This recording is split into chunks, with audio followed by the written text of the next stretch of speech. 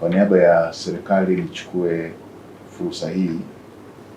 kuwashukuru wananchi wote na makundi yote ya kijamii hapa nchini kwa kuendelea kudumisha muungano hapa nchini na kwa kushirikiana na serikali katika kukuza umoja, mshikamano katika kuleta maendeleo na kukuza uchumi wa taifa letu.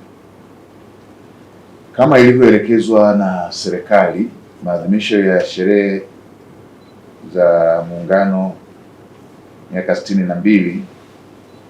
kati ya Tanganyika na Zanzibar kwa mwaka huu 2026 yataadhimishwa kwa kauli mbiu inayosema miaka 62 ya Muungano, amani, umoja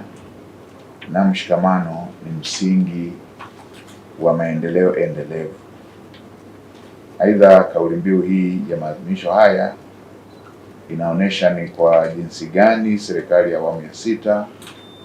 inayoongozwa na Daktari Samia Suluhu Hassan, Rais wa Jamhuri ya Muungano wa Tanzania, inaweka mkazo katika umoja na mshikamano wa wananchi wa Tanzania kupitia makundi yote,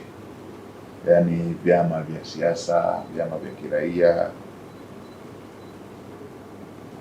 viongozi wa dini pamoja na wananchi kwa ujumla. Maadhimisho ya sherehe za miaka 62 ya Muungano yatafanyika katika ngazi za mikoa yote nchini na viongozi wakuu wa kitaifa watafanya shughuli za kutembelea, kuweka mawe ya msingi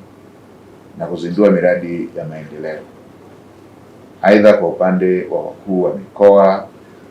imepangwa pia kufanya shughuli za kutembelea, kuweka mawe ya msingi na kuzindua miradi ya maendeleo pamoja na kushiriki katika shughuli za usafi wa mazingira, kupanda miti na kufanya maadhimisho ya michezo mbalimbali. Hivyo basi, serikali inaomba wananchi kushiriki kwa pamoja katika shughuli hizo ili kujivunia na kuweka sifa ya kipekee katika namna ambayo tutaendelea kuenzi muungano wetu wa Tanzania. Kwa upande wa Zanzibar patafanyika pia shughuli za kijamii ambazo zinahusiana na upandaji miti, usafi wa mazingira, maadhimisho ya michezo na sanaa mbalimbali, mashindano ya uandishi wa insha kwa shule za msingi na sekondari, kwa mahojiano maalum na wazee maarufu, midahalo, makongamano kuhusu muungano na hatua za maendeleo zilizofikiwa hadi sasa. Kwa ndugu wananchi, nitumie fursa hii pia kwa namna ya kipekee kumshukuru na kumpongeza Daktari Samia Suluhu Hassan, Rais wetu wa Jamhuri ya Muungano wa Tanzania, kwa kuelekeza kuwa maadhimisho haya yafanyike katika ngazi za mikoa ili kutoa fursa kwa wananchi wote kushiriki kwenye shughuli mbalimbali za kuadhimisha sherehe za miaka 62 ya Muungano wa Tanganyika na Zanzibar. Aidha, namshukuru Mheshimiwa Rais kwa kuelekeza kuwa fedha ambazo zingetumika kwa kufanya maadhimisho haya kwa gwaride na michezo ya halaiki zitumike katika shughuli nyingine za maendeleo, ikiwemo ukarabati wa miundombinu ya barabara ambazo kama tunavyojua zimeharibiwa na mvua zinazoendelea kunyesha katika maeneo mbalimbali hapa nchini. Naomba kutumia fursa hii kuhamasisha wananchi wote kushiriki ipasavyo kwenye shughuli za kijamii,